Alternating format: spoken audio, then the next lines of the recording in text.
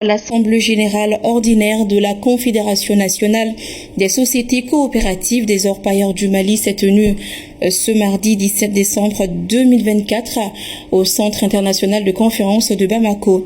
Cette rencontre qui a regroupé plusieurs acteurs du secteur minier venus de divers horizons a pour objectif de faire le bilan de ces 5 années d'existence.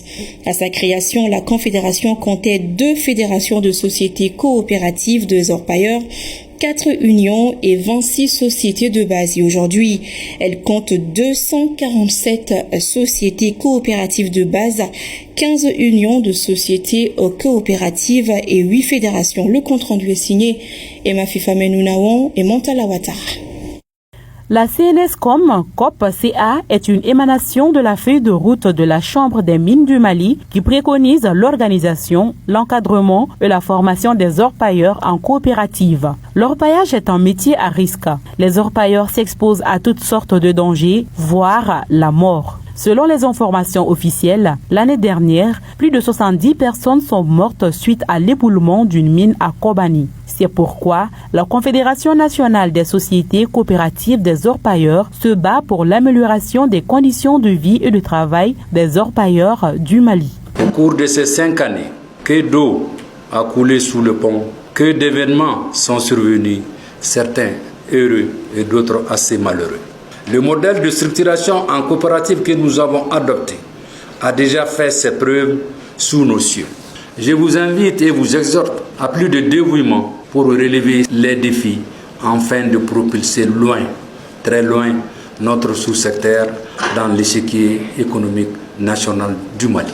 L'accès à des espaces de travail, couloirs d'orpaillage dans toutes les zones d'orpaillage, l'accès au financement pour l'équipement des coopératives des orpailleurs sont entre autres défis à relever pour une meilleure condition de travail des orpailleurs. En termes de protection de l'homme et de l'environnement, qui sont désormais exposés à des dangers réels, voire à une destruction irréversible par endroits dans notre pays. Je ne saurais ici taire notre responsabilité à nous pour ainsi appeler à un engagement des orpailleurs pour la protection de notre environnement et de nos générations futures. Malgré les efforts, le chemin vers l'émergence de l'orpaillage et le développement des orpailleurs reste encore long. Le chef de cabinet du ministre des Mines s'est réjoui de cette rencontre et a invité les orpailleurs à travailler selon le code minier. Donc exhorter l'ensemble des orpailleurs du Mali à rester dans le cadre de la loi, à faire en sorte que notre tradition d'exploitation artisanale de l'or puisse perdurer. Il y a énormément de difficultés que nous savons. Et donc sachez que le gouvernement est pleinement conscient que nous œuvrons chaque jour que Dieu fait par petites touches à apporter des solutions à toutes ces questions. Après 5 ans d'expérience, cette Assemblée générale ordinaire permettra de faire le rapport des activités, l'élection des nouveaux membres de l'administration de la Confédération, l'adoption du plan d'action pour les 5 prochaines années.